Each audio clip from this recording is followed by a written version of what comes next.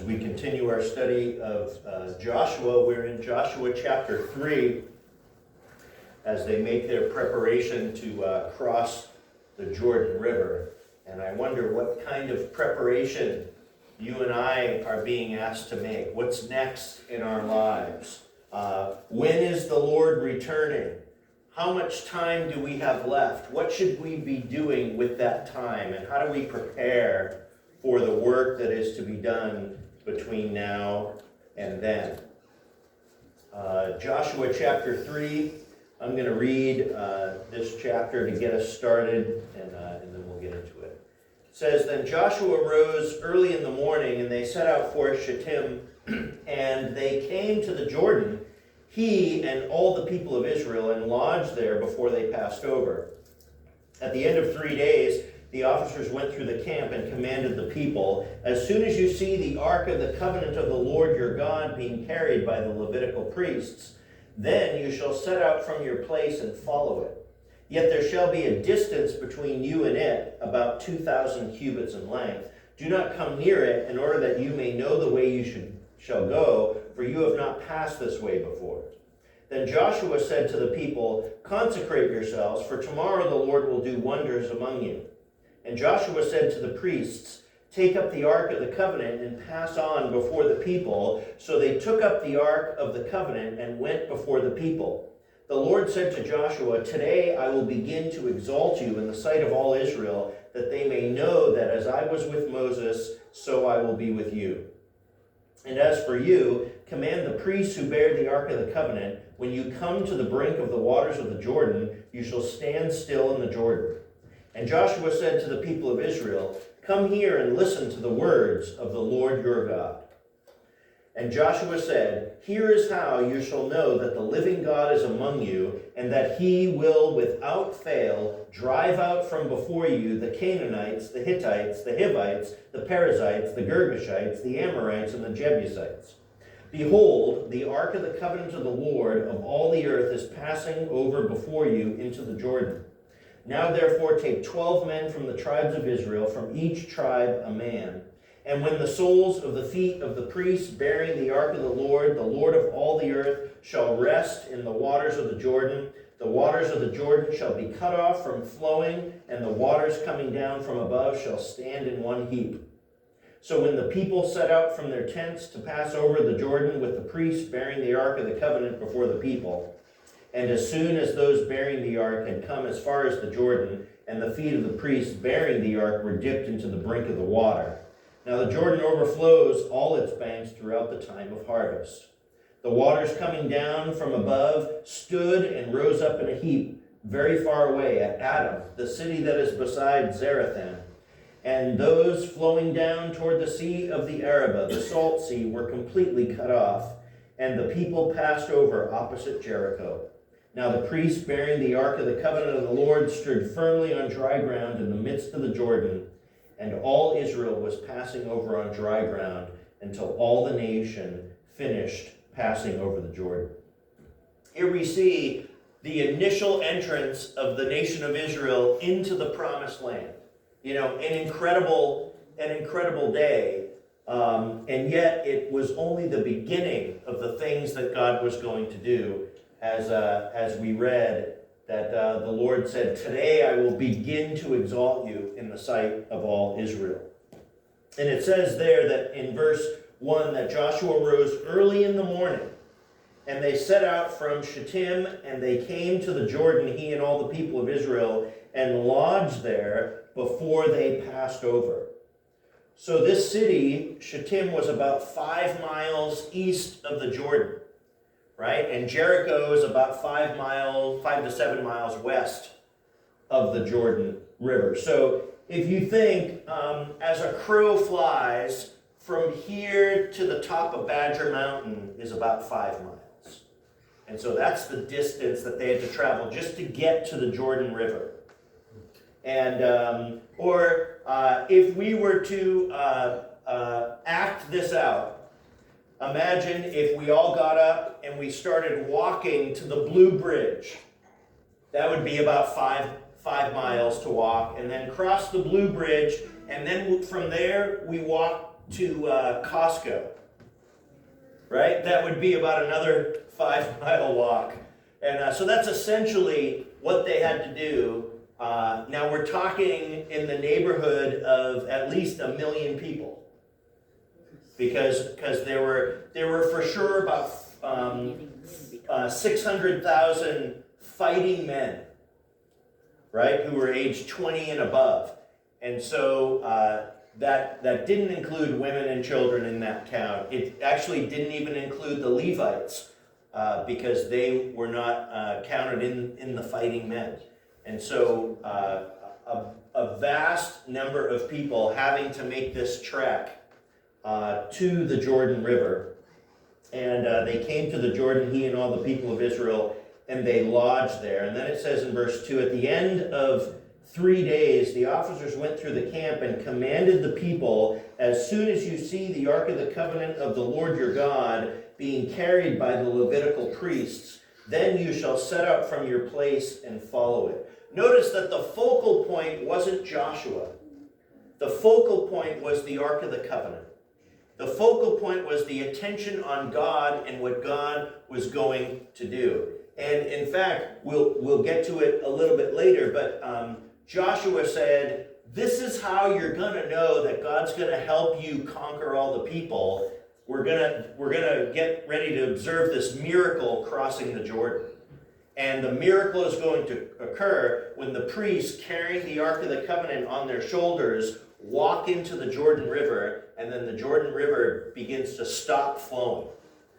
And it says, as soon as you see the Ark of the Covenant of the Lord your God being carried by the Levitical priests, then you shall set out from your place and follow it. Verse 4, yet there shall be a distance between you and it, about 2,000 cubits in length. Do not come near it, in order that you may know the way that you shall go, for you shall not have passed this way before. So 2,000 cubits. A cubit is about 18 inches. It's the distance from the elbow to the tip of the middle finger. Roughly 18 inches. So that way you always had your ruler with you if you needed to measure stuff. And you were like, oh, where's my tool belt? And you got your tool right here. You can measure it, right? And so that's 1 cubit. So 2,000 cubits is about half a mile, right? So the width of the Columbia River at the Blue Bridge is about half a mile, right? So that's roughly the distance that they would have to stand back so that all the people could observe the action of the ark. And then when the ark was going into the Jordan River, they would begin to lift up and set out to cross the Jordan River. And notice that it says, don't come near it in order that you may know the way you shall go, for you have not passed this way before. And I know for me, when I think of the crossing of the Jordan River, I'm also thinking of the crossing of the Red Sea, right? It kind of has a similarity, right? And so you can say, well, yeah, we've done this before. God's done a miracle before where we were able to cross on dry ground. But remember, only Caleb and Joshua crossed the Red Sea. Everybody else that crossed the Red Sea had died in the wilderness. And so these people are those who were born after the crossing of the Red Sea and did not personally experience that. So they had nothing to fall back on. They didn't have firsthand experience like, oh yeah, we know how God does this. He stops the water. It's really cool. We cross on dry ground. It's going to be great. Only Caleb and Joshua had that experience. And everyone else that left Egypt had died in the wilderness. Let me just throw this as an application point right at this place.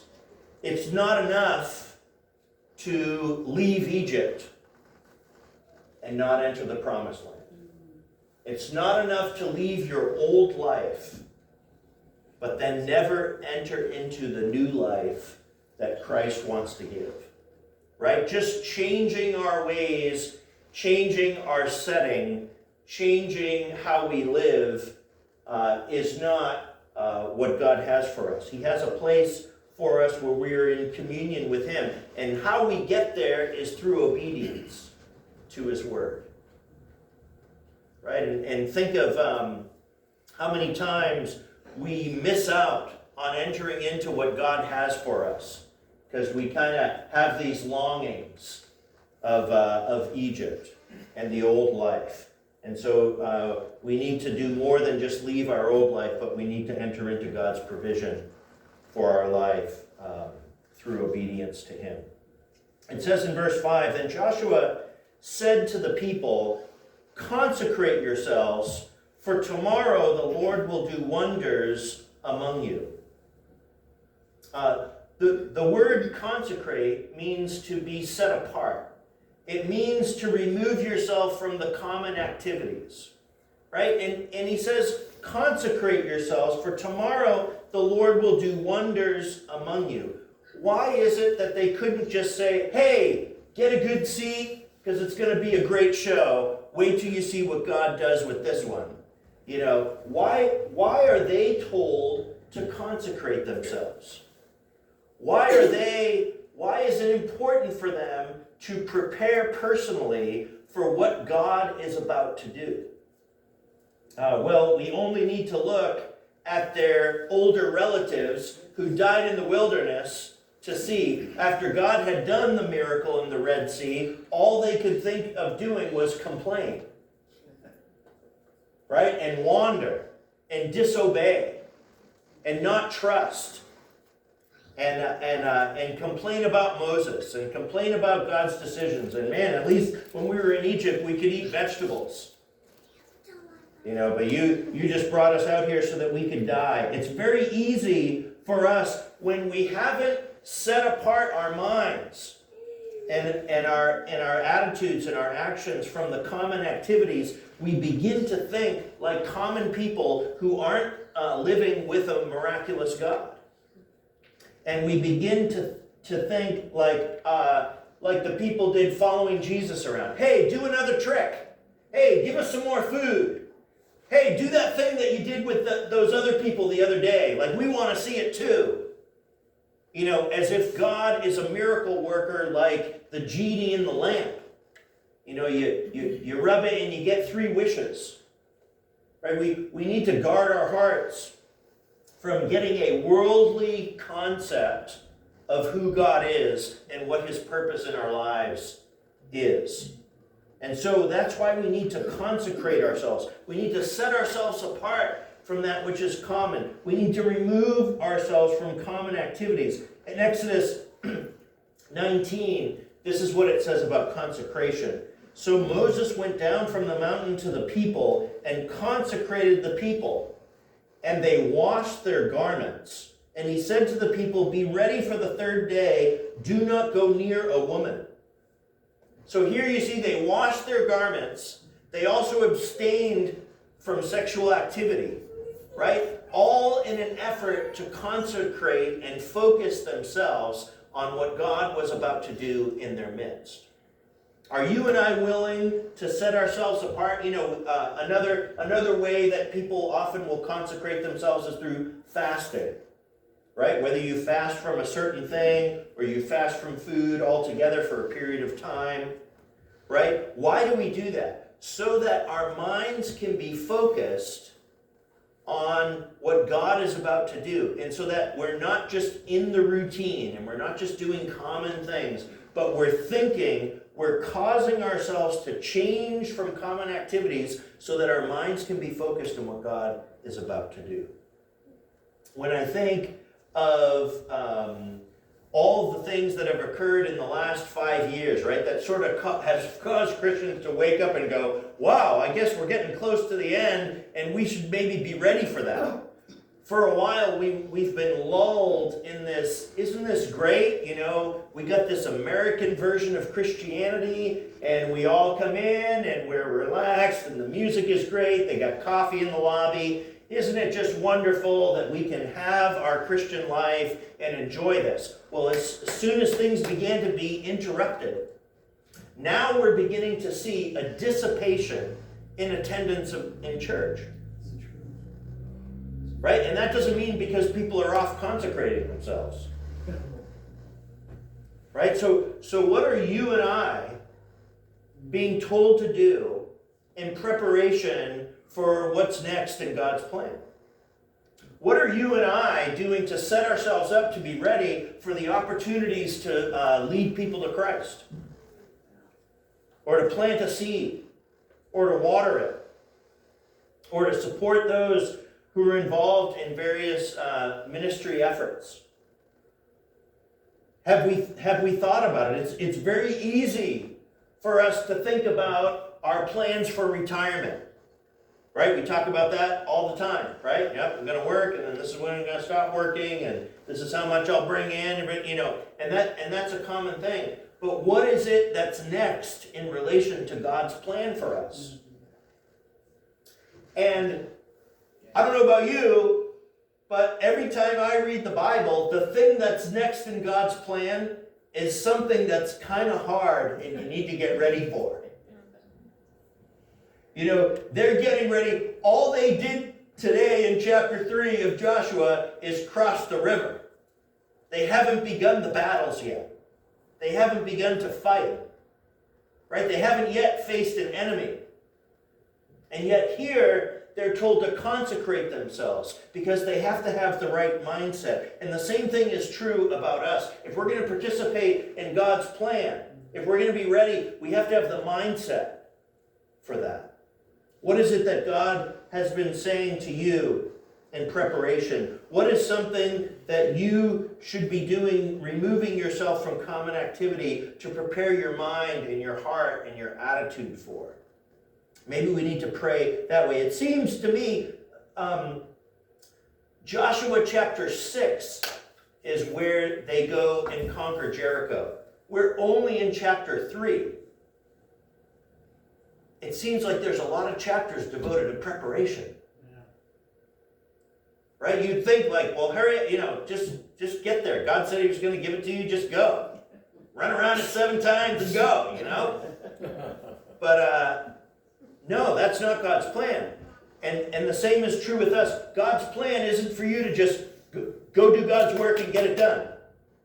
There, you happy now? No, God's plan is to bring you along in your understanding of who God is.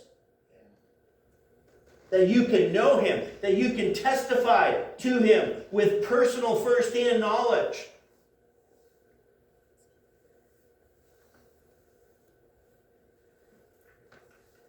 Let's move on.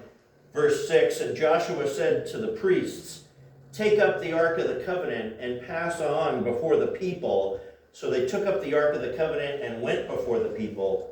The Lord said to Joshua, today I will begin to exalt you in the sight of all Israel, so that they may know that as I was with Moses, so I will be with you. It was important for Joshua to hear that level of confidence that God was putting in Joshua, and it was important for the people to see that Joshua was God's man. And so he began to exalt Joshua in their sight. Verse 8, and as for you, this is the instruction God gives to Joshua, command the priests who bear the Ark of the Covenant, when you come to the brink of the waters of the Jordan, you shall stand still in the Jordan. Right? These things that God calls these leaders of the Old Testament, the prophets and Moses and Elijah, to do kind of strange things, to give instruction to the people. You're going to walk in to cross this Jordan, you're going to get your feet wet, and just go in there and stand still. And yet, that is the beginning of God's work. The beginning of God's work is obeying God even when you're not sure that the miracle is going to start. Right? How many times does God tell us to trust him first before he delivers on the miracle?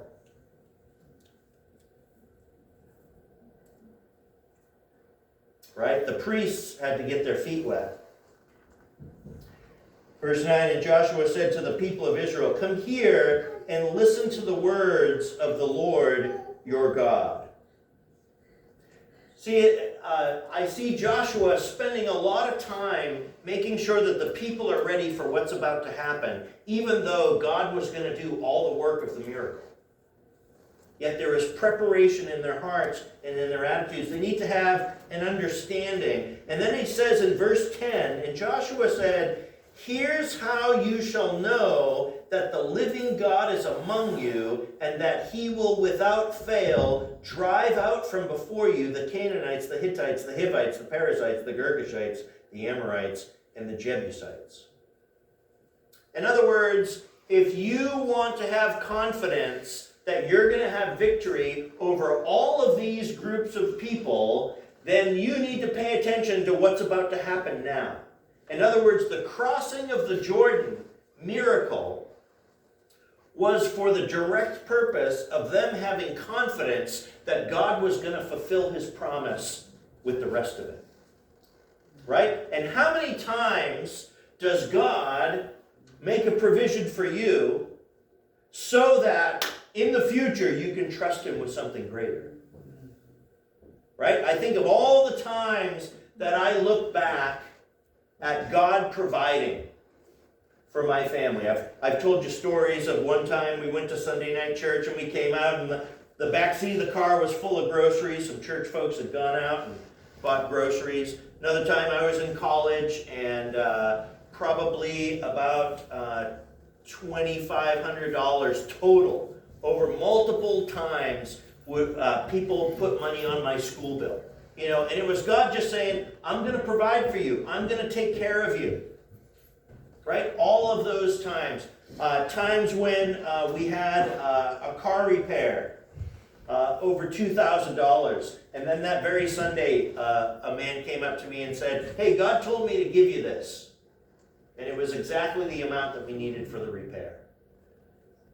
You know, so I have stories that I've experienced personally that when we're facing hard times and we're not sure how God's going to come through, I know that God's still going to come through.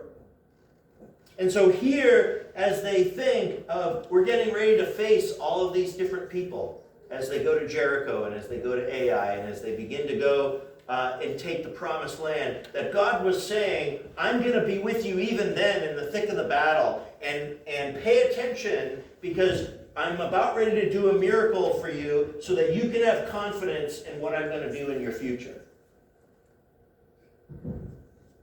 So you may have a worry or a concern. I don't know how I'm going to get out of this. I don't know how God's going to deal with this. But think back in God's provision and what he's already shown you that you can trust in him. In Deuteronomy chapter 7, he said this, "When the Lord your God brings you into the land that you are entering to take possession of it and clears away many nations before you," you're going to recognize these, "the Hittites, the Girgashites, the Amorites, the Canaanites, the Perizzites, the Hivites, and the Jebusites, 7 nations more numerous and mightier than you." Right? So all the way back in Deuteronomy, they had heard about this, that God was doing this, and God was getting ready to actually do it at the hand of Joshua and the nation of Israel. And yet they had been told about it long, and they knew that these people were numerous, more numerous and mightier. And yet God was going to do it. Verse 11, "Behold, the ark of the covenant of the Lord of all the earth is passing over before you into the Jordan. Now therefore take 12 men from the tribes of Israel, from each tribe a man, and when the soles of the feet of the priests bearing the ark of the Lord of all the earth, shall rest in the waters of the Jordan, the waters of the Jordan shall be cut off from flowing, and the waters coming down from above shall stand in one heap." All right, so he told them how it was going to take place. And he also prepared them by saying, get 12 men ready. And then as we'll look in the next chapter, they're going to each take a stone from the middle of the Jordan River so that they can create a memorial pile of rocks so that they can tell their children who come after them what God did for them on that day. It's important for us to remember what God has done, right? Have you ever gone back and either looked through a journal, a diary, picture album, and you're like, oh yeah, remember when that happened? I forgot about that. You know, I met up with an old college roommate this past summer, right? And we started sharing stories, right? And he was saying some things that I hadn't thought about in 30 years, right? And it was like, oh, it's so good to revisit all those memories, right? But that's why we take time to set up memorials, right? We have a piece of the Twin Towers, right, in Kennewick, right, as a memorial to remind us of what happened on that day, because we promised that we would never forget. And so we have these times, and we'll look at that next week when these 12 men, one from each tribe, takes a stone from the center of the Jordan so that they can set up a memorial to remind them of what God did for them on that day. It says in verse 14, so when the people set out from their tents to pass over the Jordan, with the priests bearing the Ark of the Covenant before the people, and as soon as those bearing the Ark had come as far as the Jordan, and the feet of the priests bearing the Ark were dipped in the brink of the water, now the Jordan overflows all its banks throughout the time of harvest. Verse 16, the waters coming down from above stood and rose up in a heap very far away at Adam, the city that is beside Zarethan, and those flowing down toward the sea of the Arabah, the Salt Sea, were completely cut off, and the people passed over opposite Jericho. So the water stopped at the city of Adam, which is about 15 miles north of Jericho. You know, for this land, so water stops, and so this whole area becomes dry at a time when normally it's overflowing. The banks are overflowing. This would have been the harvest time, which corresponds to our April-May kind of time frame. And so normally it's overflowing. Remember the two spies, they went and hid, and the people looking for them went out and they went as far as the fords of the Jordan River, those places of silt where you could cross over the Jordan because it was a little bit shallower, right? Well, at the overflow time, it's not so shallow, and it's very fast moving as a river. And so I'm sure they had to swim across. And it says they went, you know, the men went as far as the fords, and then they stopped, and they then turned around and went back. But I'm sure the two spies had to then swim across to get back over to the nation of Israel. But here, this water is cut off. And so everybody that lived in that area knew the story of what had happened. There was more than the people of Israel saw this miracle and understood and could corroborate it and tell the story. This overflowing of the banks of the Jordan River created this area where there was just a lot of overgrowth and what they called the thickets of the Jordan. Because it got so much water, things would grow, and then it would be flooded, you know, and then that would recede. And so it wasn't a place that was easy to traverse, right? Because of the changes in the water levels. And so I remember my pastor shared this verse with me, Jeremiah 12, verse 5. It said, if you have raced with the men on foot and they have wearied you, how will you compete with horses? And if in a safe land you are so trusting, what will you do in the thicket of the Jordan? Another version says, what will you do in the swelling of the Jordan, the overflow of the Jordan? And it's talking about this place along the banks that would overflow and the difficulty in traversing that no matter what time of year it was, whether it was difficult to traverse because it had overflowed and so the river is now wider, or when the water was dissipated, just the kind of growth that would be there and the thickets making it difficult to walk through to get to the river. And I remember my pastor shared this with me because I was having a hard time in high school. And the reason why I was having a hard time in high school is because my best friend had just graduated the year before me. He was 1 year ahead of me. And my girlfriend was so stinking smart that she skipped a grade, and she also graduated a year before me. And she was co-valedictorian with my best friend. And they graduated a year before me. So I'm left at this dumb old school feeling like I'm by myself. Right? And I was like, I don't want to be here, and, everyone I want to be with has already left, and and it was starting to affect my performance. Right? And so my pastor sat me down, and he shared with me Jeremiah 12, verse 5. If you've raced with the men on foot, and they've wearied you, how will you compete with horses? And if in the safe land you are so trusting, what will you do in the thicket of the Jordan? He's saying, if you can't handle high school, dude, what are you going to do when you get out there in the real world? And he said, you're getting ready to go off to college. And let me tell you, they're not going to sit you down and read a little verse to you and tell you to pull it together. They're just going to say, hey, you don't want to be here? Pack your bags. Go. Next. And so he gave me an understanding that I needed using this verse, right? If you've raced with the men on foot and they've wearied you, then how are you going to compete with horses and chariots? Right? And sometimes we need to reflect on that in relation to sometimes we can't handle the current difficulty, and yet it's getting ready to be worse for the nation of Israel. Right? They're going to have to fight some real battles. They're going to have some real enemies. Right? We think of the preparation for the next 4 years under Donald Trump. Right? We have anticipation of things that are going to happen, but we know that great opposition is going to come, is going to be there. Are we ready for that?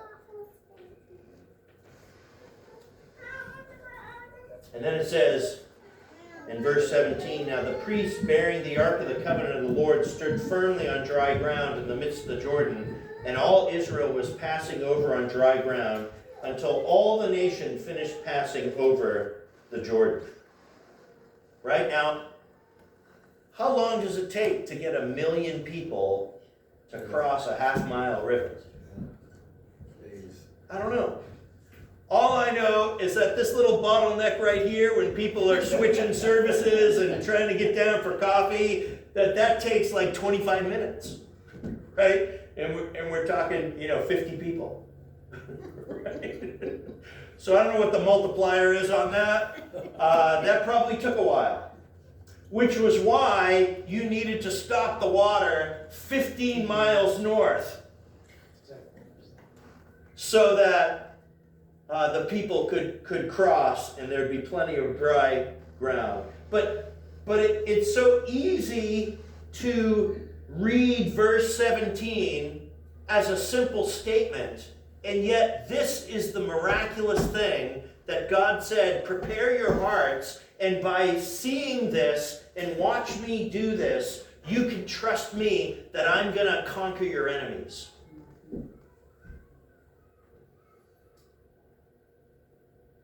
One of the important reasons for us to share our praises when we have praise and prayer time is so that we can remind each other that God is at work in our lives.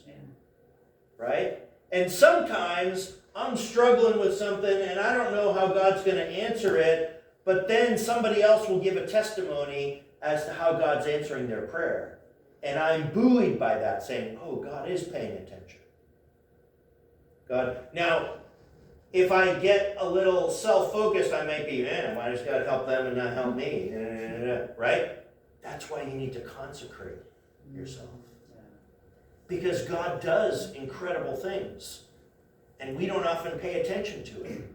right? We need to see the work of God. We need to prepare our minds and our hearts to look for it, right? And not simply cross the river and go, now what do we do? And miss the miracle. Miss what God has done in his provision. I want us just to spend a little moment, and I want you to think about maybe what has been on your heart and on your mind, the burdens that you have, that you've been asking God to intercede and intervene. And I want us to consecrate ourselves to the Lord in regard to those things. And maybe God wants to give victory after we have consecrated ourselves and prepared our hearts so that we can see what he is up to. And I also think in relation to our nation and the next things that will be taking place over the next 4 years, as well as the return of the Lord, which is soon, the preparation of our hearts for that. So I just want us to take a moment silently to give ourselves over to the Lord, and then I'll close in prayer, and then we'll sing the final song. But let's go ahead and bow.